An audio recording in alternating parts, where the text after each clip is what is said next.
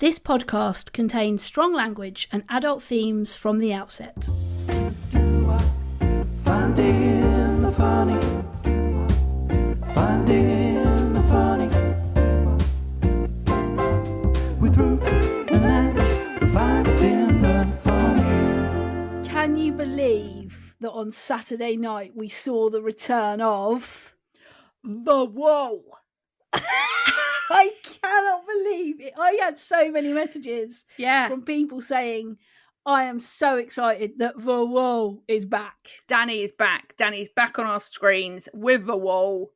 We're in for a good ride, I reckon, with old Danny.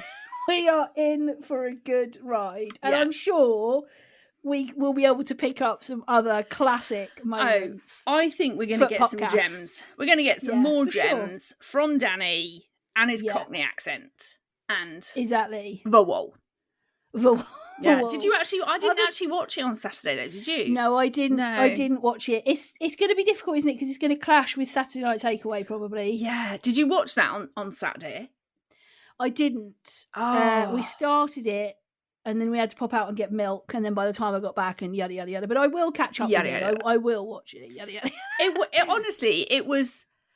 They have managed to put that show together so brilliantly, I think, given you know the fact that you can't have a live audience and they've got to be. They had a virtual audience, didn't they? They had a virtual audience. It was V. I thought it was V-Pats. It were your V-Pats. Well, this last episode last week, we created a real buzz, I feel, specifically around Kendall's vagina, specifically around Vagina Gate. Yeah. Vag. But interestingly, I had quite a funny message, I thought, from someone called Faye on Instagram. And this is what she said. She said, "Hi, Ruth. First off, absolutely loving the podcast. I love all the segments. My husband is now a fan, and he regularly quotes things like, getting on my shitting tits, and that is dickish behaviour. I listened to the new one this morning. Fantastically honest bit about marriage at the end, by the way. But vagina? Where is her vagina? Up inside her body was all I could think. Here's a backstory for you. Just this past week, I've been having a WhatsApp discussion with some friends about what they call the front bottom for their children. Right. Turns out I'm the vagina police. A term they have used to describe my unusual annoyance at people using the term vagina when they mean vulva. She needs to relax. Have you had any other messages from fellow vagina police, or am I just the only one out there, Faye? You're the only one, Faye. Yes, you absolutely are. And I'm quite shocked at your depth of wanting to be specific about what you're talking about regarding vagina. Yeah. As far as I'm concerned, it's just one thing. It's your vagina. You don't need to be separating everything out to your vulva, to your clitoris, to your uterus, to your fallopian. It's just the whole thing's just your vag. That's it. I love the fact that she put, where is her vagina? Up inside her body. It's all I could think. Yeah, I mean, Faye is quite obsessed with obsessed. Being. Yeah. I have never known anyone like Faye, I don't think. But we had so many. We've chatted, haven't we? We both had so many messages. Yeah. I had people messaging me saying, "I can't believe you zoomed in on Kendall's vag." This is important stuff, guys. Okay, it's important stuff that we kind of recognise this, and we then are able to chat about it and debrief. Yes, I think. But lots of you found it very funny. This episode, definitely, I felt like this was the most interaction I think I've had with our OGs, with our listeners on an episode. I agree. Because there was just I had people messaging me going, Ange, I'm with you. I am also a speedy boarder. Yeah. It's you're paying your 16 quid or whatever it is, but you get, you can take on extra hand luggage or you get extra luggage, all the benefits you get of being a speedy boarder, which I was like, great. I'm not the only dick. And then I also had a lot of messages re the fluffy open-toed slippers. Same. So did I. Yeah. Which has actually it's making me feel like I'm going to have to do a 180. I got that right there, didn't I? Oh, no. What, are you going to get some? Well, you see, the feedback I've got from people is that they're very, like, I get quite hot feet. I don't like hot feet. I get them, especially in the mornings. I'm always really hot in the mornings. I think it's hormones. Okay. I think it's HRT shit. So I'm always really hot in the morning, to the point that I'm literally in, obviously if I'm working out, I'm in workout gear, which is basically like, just like my God, a this vest. Conversation.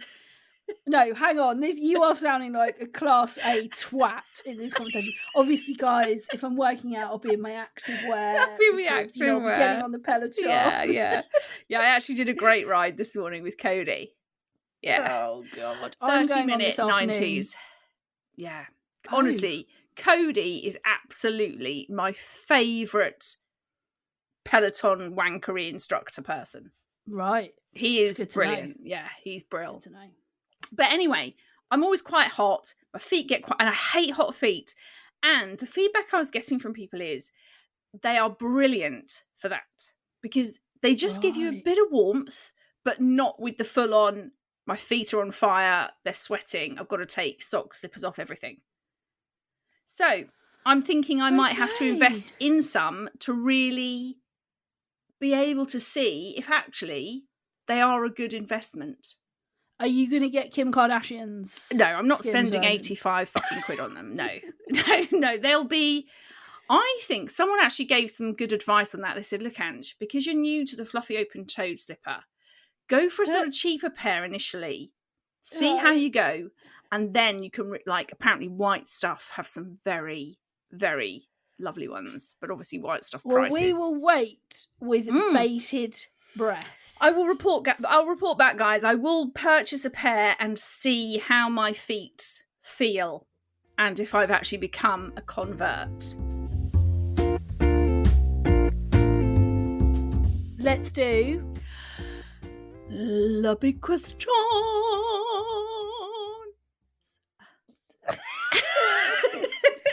Now, this question this week came in from a fellow Ange. Hello, fellow Ange. No E on the end. So actually, on the end of the message. So actually, this would, in my opinion, you're an Ang. But anyway, okay. Thank you, Ang. Sure. And this came in from Facebook, and Ange said, "What sport would be the funniest to add a mandatory amount of alcohol to?" Which I just think that is a brilliant question. Such a great question. My first thoughts on this was swimming, and in particular synchronized swimming. Oh my God, could you imagine? They have to do a lot of in and out of the water, don't they? Legs up, legs up splits, up, out, and I just think if you had a few in there that were, a little bit on the old pissy side, they would be hilarious. Well, I thought, what about rugby? Can you imagine? Like a load of burly blokes. Yeah.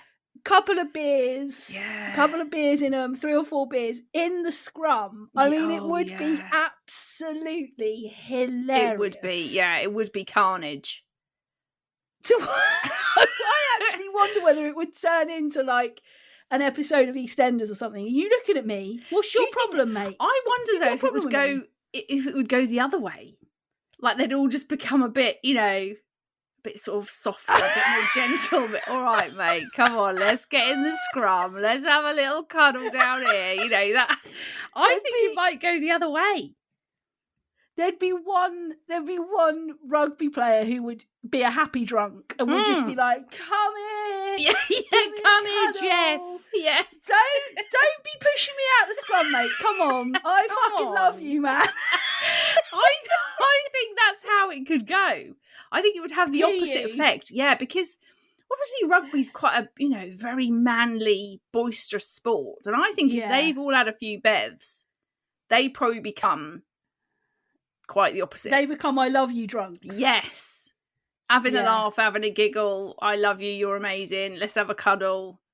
that sort of vibe. I mean, just to go back to the synchronised swimming, do you remember when us three were, any time us three, me, you and James were in a pool together, it always turned into a synchro, didn't it? Honestly. I mean, some of the performances we have given in a pool are unreal. They are Oscar winning, I think. Yeah. Yeah. Yeah. I mean, we'd get gold at Olympics. 100%, mate. 100%. Do you remember for A League of Their Own when James did the synchronised swimming? And he loved it. If you haven't seen that, our brother hosts a show called A League of Their Own that he used to, that was on Sky, and for part of that he'd go off and do sports challenges, and he, one particular week, was in a very tight swimming costume.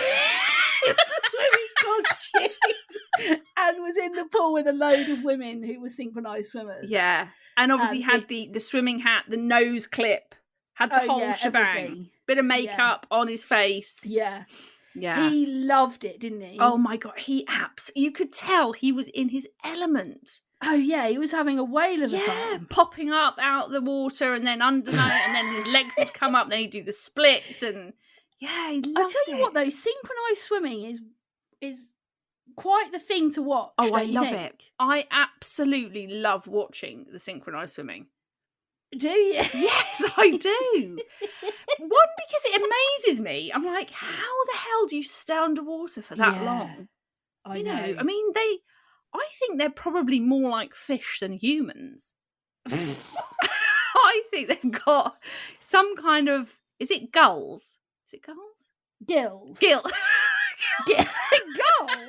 What the hell? I'm sure they've got some kind of gulls going on, like a seagull or something. Do you know, as soon as I said that, I'm like, that's wrong, but I can't think what the right one is. Yeah, I reckon they have got, little invisible gills in their neck. So when they're under there, they can get oxygen in to keep them down. Yes. But yeah, they amaze me. What about if you added like a small amount of alcohol to something like shot put?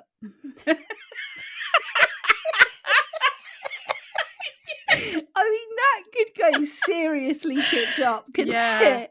I also was thinking, great like ball thing in their neck, and they spin and spin and spin and spin and spin. And if they'd had like 5 vodka Red Bulls before the spinning started, that ball would end up anywhere, wouldn't it? Yeah, that is a very good one. And what about the one? Is it the high jump where they have to use that massive pole to get? Like, can you imagine them having to run with the pole? And that would be like, when your best mate decided he was going to, I don't know, frog jump one of the bollards in town after he got pissed up and broke his foot doing it. That's exactly what happened. Yeah. They'd start running. They'd try and get over that. They'd be over in an instant, wouldn't they? I mean, it would just all end in carnage. But I think we should put this out there that we should try it at the next Olympics. Yeah, I think it could really be very entertaining, that. It would be hilarious, wouldn't it? Yeah. Instead just of water in those bottles, it's a bit of vodka. Yeah. Chuck a bit of that in there. Just to get them just like, not like leathered. No, just sort of slightly tipsy. Yeah, just enough to push them over the edge of it. Yeah, just to make them a bit wobbly. Bit wobbly. Yeah. Very, very, very good funny question. Yeah. I had a shitting tits this week. Oh, yeah? Yeah. This has been starting to get on my nerves for quite a while now. Right, okay, that's good. Right, so people who say they dislike cats, that's fine. Not everybody likes every animal, that's fine. And then when you say, why do you dislike cats? And they go, I love dogs, I think they're great, but I just find cats a bit scratchy and a bit unpredictable. Okay, no cat has ever mauled someone to death, guys. If any animal is unpredictable, it's like, don't leave your dogs with your babies or your young children because they are unpredictable. But it's cats that get this fucking bad press of being scratchy and unpredictable. No, there's no thing to this, Ange. Yes, it's ridiculous. It's annoying. It gets on my tits. Yeah, no, right. What I think here is, cats, is that on the whole, cats can be just a bit I suppose they're just a bit sort of dismissive of you, aren't they? They're a bit like, oh, hi, yeah, great, you're home. They don't really give a shit about you. But that's not the reason that lots of people give. Lots of people, my friend Mel doesn't like cats, she can't stand them. And when you ask her why, it's because they're scratchy and unpredictable and you don't know what they're going to do next. You put a dog in a room with a kid and let the kid whine the dog. Like, no cat's ever been put to sleep because it killed someone. No, but I think, again, you can't be saying across the board dogs, because it's predominantly certain breeds of dogs that have that sort of, and also I don't know whether that's it's any dog that hasn't been it's not a breed, it's any dog that hasn't been well cared for. Yeah, okay. Dogs that have been trained by their owners to be breeds get bad presses, and it's not the dog's fault, it's the breeder's fault, or it's the owner's fault. Yes. So I think that could probably apply to cats and dogs. People who are like, no, honestly, I can't stand cats. I think they're scratchy. I think they're fucking, they'll go for you. You can stroke them 1 minute, the next minute they're trying to bite you. Yeah, I go back to the point. No cat has ever mauled. I just get annoyed. Any poll that goes up on Instagram, do you love dogs or cats? Dogs have always got like 98% of people who love them, and cats are just like, I'm here in the corner. Just, wishing but I think cats like that. It annoys me. I think cats like that. I think they like to be known as that sort of don't give a shit sort of animal.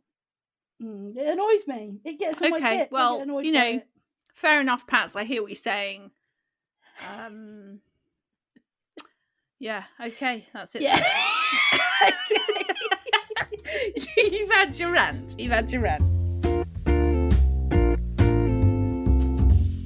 So, dickish behaviour. This came from Abby on the gram, and she said, people that hover at the side of the road by a crossing either cross or fuck off. It's annoying. That message absolutely cracked me up.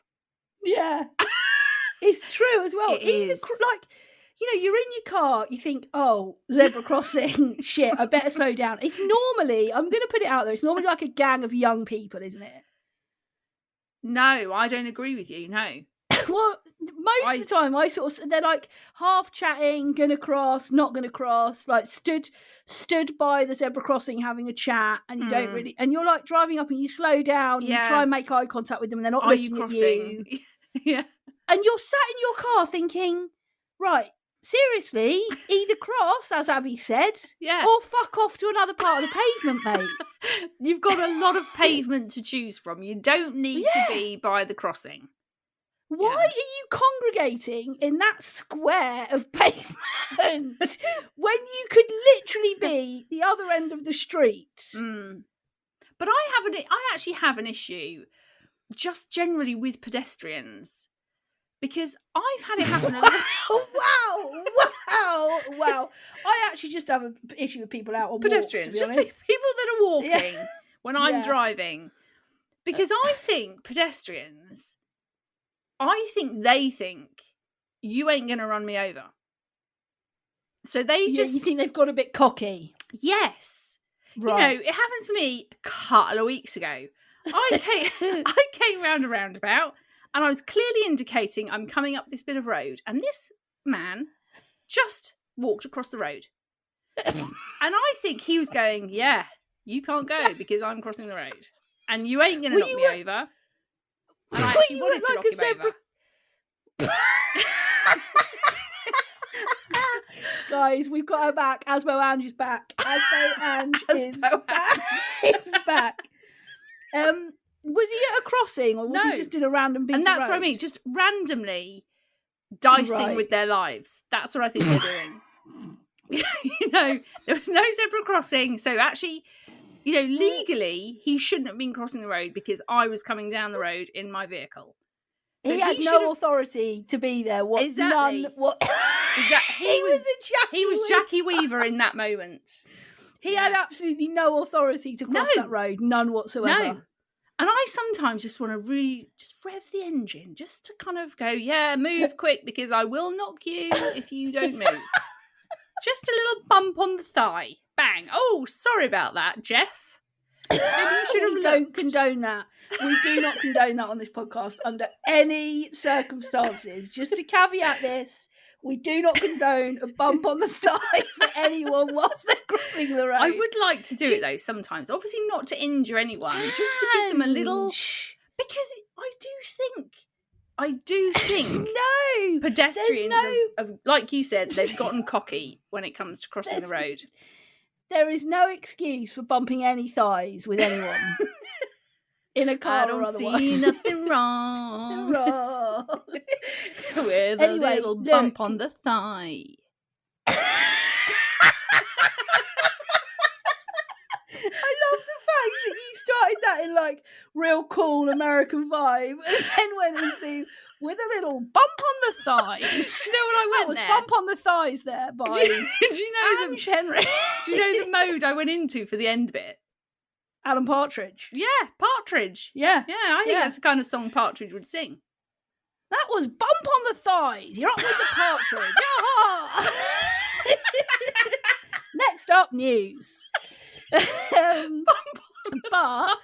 do you know one thing that annoys me about like people crossing? Yeah. So you get to the crossing and it's the traffic light ones. Yeah. And they've pressed the button and then seen a chance to go. To cross. So they're like the other side of the road and you've got a shitting stop because it's on red. And I'm like, that is right, annoying. in future, mate, before you don't have to press the button at that crossing. You could look to see if it's clear and just walk across the road. Like, it's not like, there's a big gate there, so I can't cross unless I press the button to remove the gate in the middle of the road. You see, again, Pats, I think this comes back to deliberately pedestrians wanting to piss you off.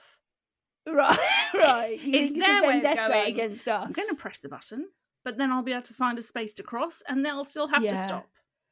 So I think it's just it's cocky pedestrians, whether you're at a crossing or not. Have you ever crossed the road and then panicked because there's a car's coming? or done a little sort of casual walk, run. Yeah. I love watching people do that. Like casually walking and then the speeding up. Shit, that car's getting closer. Like their legs go like in a cartoon, you know, like they're going to like spin on the other side of the road. Yeah, I've done that a lot actually.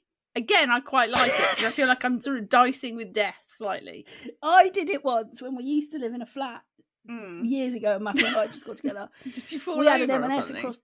Yeah, I fell across in the middle of the road. I fell over in the middle of the road. There was an M&S across the road from us and I'd gone to pick, and I had a bottle of wine in my hand and it smashed. That is so funny. I wish I'd came out of M&S and this road had so it was a one lane of traffic and then a place you could stop in the middle of the road. An island, Pats. An island, if you will. An island. Island's in the stream. And it was fine. From one pavement to the island was fine. And then I thought, I've got enough space to get to the other side of the road. Blatantly didn't. Car comes speeding round the roundabout. I sped up, got my foot caught, fell over, bottle of wine slid across to the other side of the road, red wine splashed in the road everywhere. I so wish that had been caught on some kind of camera. Yeah. I badly grazed my knee and my wrist, though.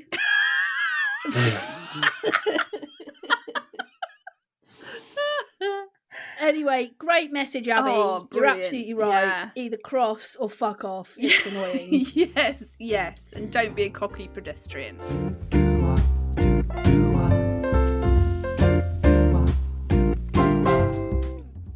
Okay, so don't go there for this week is something that we've decided to talk about off the back of our chat last week all about marriage. And during that conversation, Ruth, Patty, told us about some issues that both her and Matt had experienced in their marriage due to a secret drug addiction that came out. And off the back of that, we had this message from someone on the Facebook page, and she would like to remain anonymous. And this is her message. Ruth, I wanted to say a big thank you for being so brave to discuss your husband taking drugs in the past.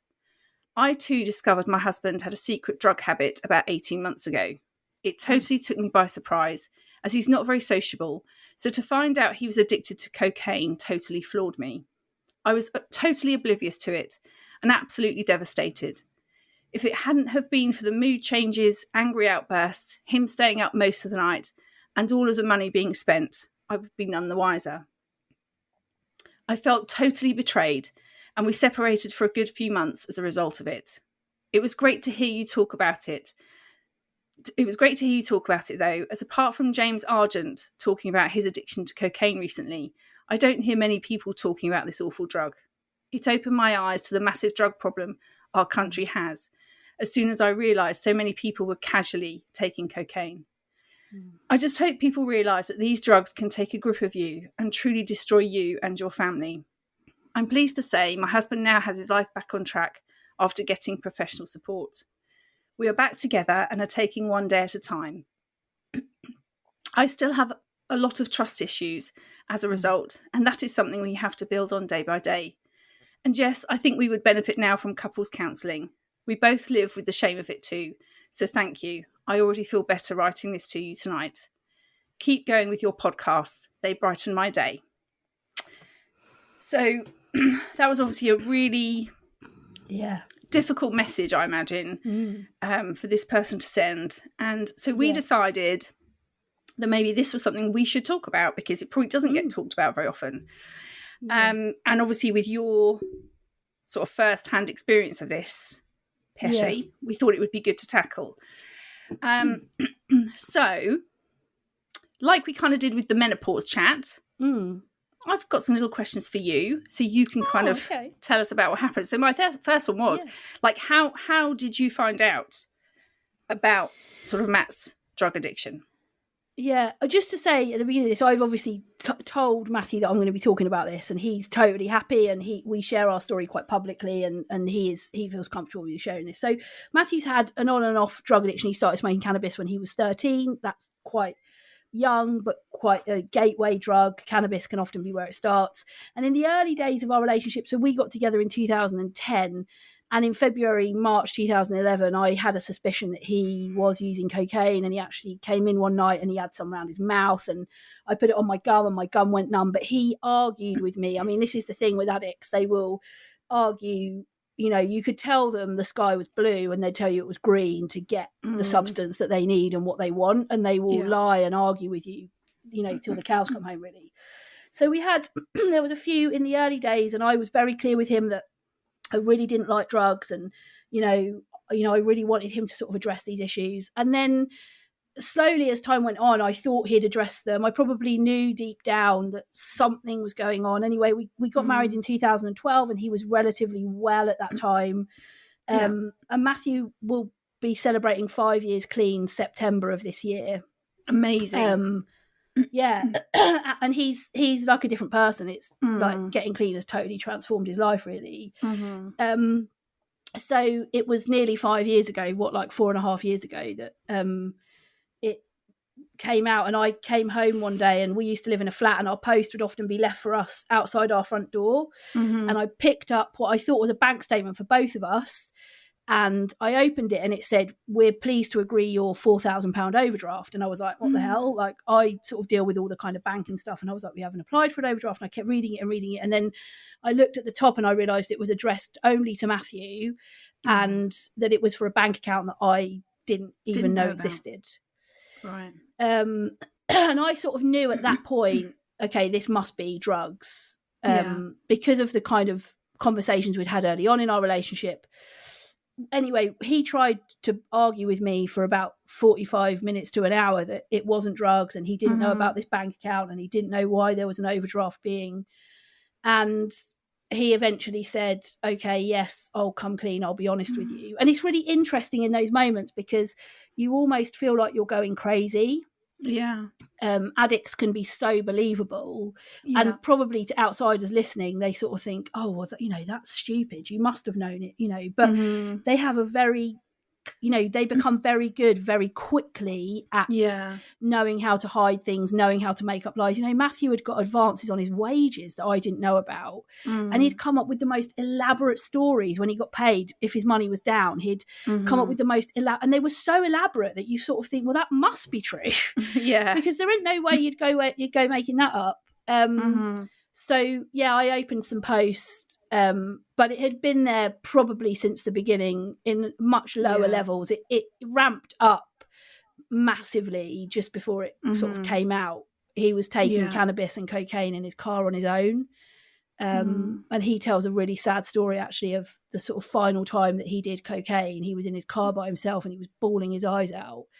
And he just said to himself, this is always going to be part of my life. I'm never going to be free of this drug.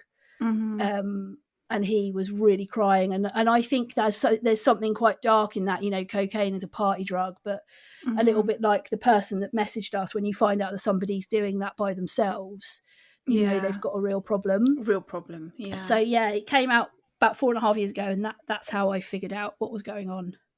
And, you know, obviously you're going to have to kind of go back to those, you know, days, weeks, months. Yeah. But how did that affect, like, you on a, you know, as a person, but also you together as a couple and your marriage? Like, how did all of that coming out impact you both? So I said to Matthew, you're a drug addict. And he was like, I'm not, you know. And I think we have this belief in this country, or we formulate this vision in our head of people who are drug addicts, that, you know, they're homeless, or they've got no money, or they're robbing off of old ladies. And I said, no, that's not just what drug addiction is, Matthew. Drug addiction is when you'll put drugs above anything else, even your friends and family. And I said, you might not have robbed old ladies in the street, but you sure as hell robbed off of us, you know, to feed this stupid habit. You know, you're an addict. And the night that it came out, I couldn't even sleep in our bed. I slept downstairs on the sofa, and he kept saying, you can have the bed, I'll sleep down here. And it was almost, the betrayal runs so deep. Like you feel so stupid, and you feel like, God, how didn't I see the signs? How didn't I know he was getting off his head on cocaine? And like, you sort of blame yourself a little bit. Anyway, the next day I didn't go into work, obviously neither did he, and we were both at home. And it was sort of about, maybe sort of, it came out on a Monday evening, and it was like the Tuesday afternoon that it sort of hit me. And I'll never forget, like, bawling my eyes out in our flat. And I was just saying to Matthew, just call my sister, just call my sister, just call my sister. And there was just this like deep sense of shame, I suppose. And like, God, I can't believe he sort of brought this to, you know, before I met Matthew, I wouldn't have even like known how to buy drugs. Like, I wouldn't have even known who to approach to. And the days and week, I found a brilliant charity called Drug Fam. They are absolutely fantastic. They have a helpline that you can phone, and they specifically exist for the family of drug addicts, and they do virtual support groups. They have a helpline. And if you are currently trying to like sift your way through a family member that is addicted, I can't recommend them enough. And you know, we had lots and lots of very, very difficult conversations. I often say to Matthew, if we hadn't have been married, I don't know if I'd have stuck around. That sort of extra layer of marriage for me meant I was sort of determined for us to pull through it. Matthew actually went to Narcotics Anonymous. That's how he got clean. And then after that, he went on to have psychotherapy. But in the early days, it was NA that really, really saved Matthew's life. And I went to the very first meeting with him, and he came out and he said, well, yeah, I'm a drug addict. Because what it did was he heard other people's stories.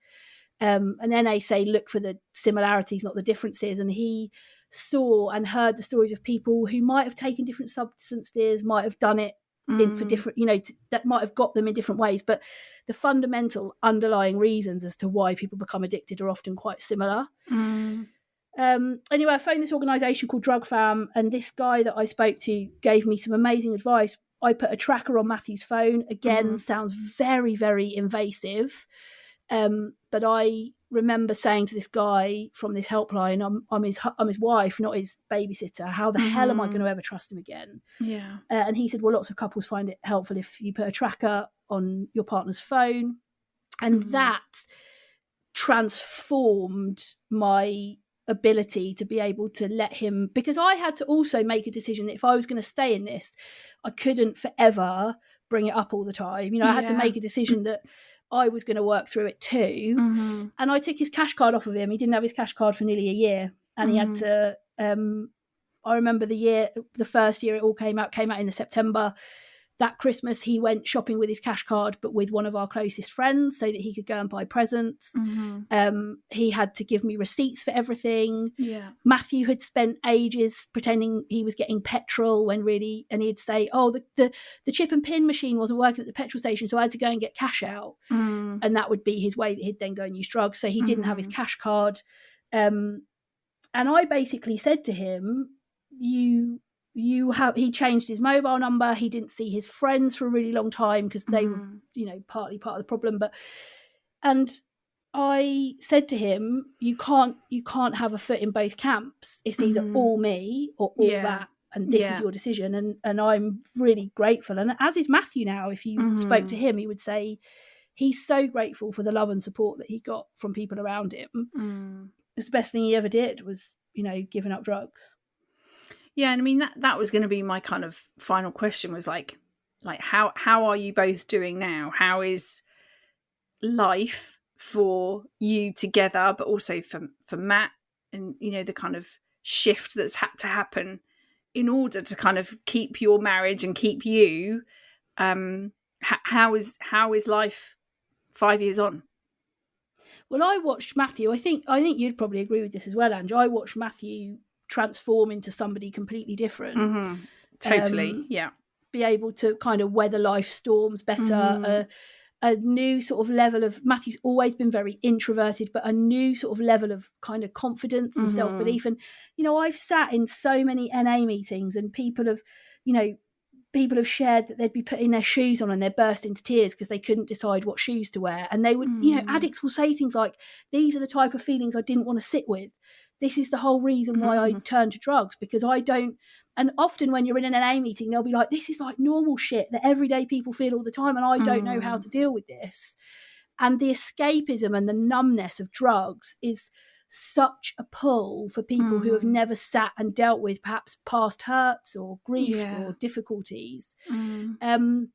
And I cannot tell you how much NA transformed Matthew's life. He went to, they say you should do, in your first 90 days, you should do 90 meetings. So you should go every day. And he went to 85 out of 90 meetings. He was so committed. A few years ago, a bit of overhanging debt came out from his drugs. And he said, I've got to go to a meeting tonight. He knew that he had to go and sit with people who knew what it felt like. And he had to share what had happened. He was so disappointed and sad that all these years on it was rearing its ugly head. We still have the tracker on our phones, but I only ever check it if I'm thinking, should I put the jacket potatoes in because he's going to be home in a bit, or should I it's really there for ease now rather than a kind of security. He's obviously got his cash card back, and it's interesting because there are sometimes times when something will happen. He was going to this particular place and it was all legit, but he was near to where we live. He kept having to kind of go and drop some work stuff off or do something. And I said to him, why are you always going back to that like town or that village? Like, it's nothing dodgy, is it? Because there will always be this curiosity about Matthew's behaviour for me. And there will always be this sort of over sensitive and over alert. God, is that really what you're doing? But I think nearly 5 years on, Matthew is so proud of his drugs journey. He's so proud of how many days he's racked up clean under his belt. I just can't imagine him giving that up for what he's got now. He says himself, it coming out, it didn't feel like it at the time, but it's the best thing that ever happened to me and to us. And I think when you get nearly 5 years on, and I think what he also knows is he knows his triggers, he knows what is difficult for him, and he knows when he's got to get back into a meeting, and he will at sporadic points say, I'm going to go to a meeting tonight. I just feel like I need to go, and I need to just remind myself of what those dark days were like. But honestly, it's made us a better couple. It's made us stronger. Like, obviously I wouldn't wish it upon anyone, but the change that has come for Matthew has been amazing, really. Yeah, and definitely for me to kind of be your sister and be part of what happened to you and Matt, and I I take my hats off to both of you, because I think there must have been so many times for you, especially, I think, where you just thought, what the hell am I doing? Like, why am I sticking around? Why am I trying to help him? Why am I, that kind of feeling of, should I just get out now? Yeah. And I think, this kind of feeds back into the conversation about marriage that we had last week, in that, marriages, long-term relationships will always have these moments that kind of can go one of two ways. Either it's this, I've got to get out, this is not working for whatever reason, or there's been some sort of betrayal of trust. And but sometimes actually really sort of digging deep and trying to solve some stuff together, however hard it might be and however long it might take, sometimes you end up coming out of it just in a far better place, and you become better people, and you rebuild those elements of trust and doubt that have built up for whatever reason. And I just, I just think you and Matt have done just amazing to kind of come through it and come out the other side and still be just the bloody wonderful people that you are. It's really interesting as well, because there wasn't a part of me ever that wanted to separate from Matthew, which sounds weird, but I knew if we separated, that would push him over the edge. Yeah, that would be the end for him. It could have, I think, potentially killed him, because he would have just gone on a bender. And actually, the thought of him leaving our flat, or me leaving our flat, and him being on his own, I knew what he needed was somebody that said, I'm not going anywhere. Yeah. People may have deserted you in your life before. You may not feel like you have, somebody that you feel really strongly attached to. I hate this. I hate what you've done to us, but I love you. And I love you enough to say, I'm in this for the long haul. And don't take that as everything's rosy. And I think the other thing that Drug Fam said to me that was really helpful was, because I kept saying to this guy on the phone, and I phoned the helpline a really good few times, and I said, what if he does it again? What if he does it again? And he said, there will be an end of your rope. Yeah. There'll be a point where you walk away. And if he's prepared to dance with that will happen sooner than he thinks. And I said that to Matthew. I said, if you continue to use drugs, there is going to come a point where I will say, enough, I can't do this anymore. Yeah. And if you want to dance with that, and you want to give that a go, and you want to see when the end of my rope is, okay, go ahead. And I think there was a sort of stark reality in that for Matthew that said, okay, she's sticking around, but that doesn't mean she's always going to be there if I mess up again. And also I couldn't sort of believe his commitment to his recovery, and I think he was so committed to his recovery. He was so absolutely in it with both feet. And then he has been in psychotherapy for a really long time now, since probably for nearly a year, or over a year maybe, but he's been so committed. He hasn't wavered. And I think for me there's a sense of, he's wanted this for a really long time. He didn't want to be addicted to drugs. He didn't. I think most addicts want out. I think they hate the drugs that they use. And but it was a very dark, bleak, very difficult time, but it has strengthened us more than I think, that and infertility, I think, are the two things that have strengthened us more than anything, really. So, well, thank you so much, Pats, for sharing more of your story, and thanks, Matt, for being happy for us to talk about it today. And obviously, for anyone who is going through anything like this, whether it's someone you're married to, or someone in your family, or someone you care about that is really struggling, there are obviously lots of places you can go for help. That the place that you said about Pats, what was that? Drug Fam. Drug Fam, yeah. They've got a website. So yeah, you can, and they're obviously Narcotics Anonymous, and I'm sure there's lots of different. So there's also Cocaine Anonymous for people who are just addicted to cocaine. Okay. So you've got Narcotics Anonymous, Cocaine Anonymous, and then obviously you've got AA as well, Alcoholics Anonymous. They're all very, very fantastic organisations.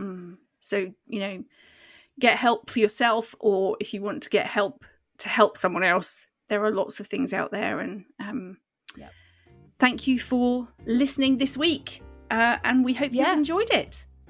We hope you've enjoyed this episode, and we'll be back next week helping you to find more of the funny.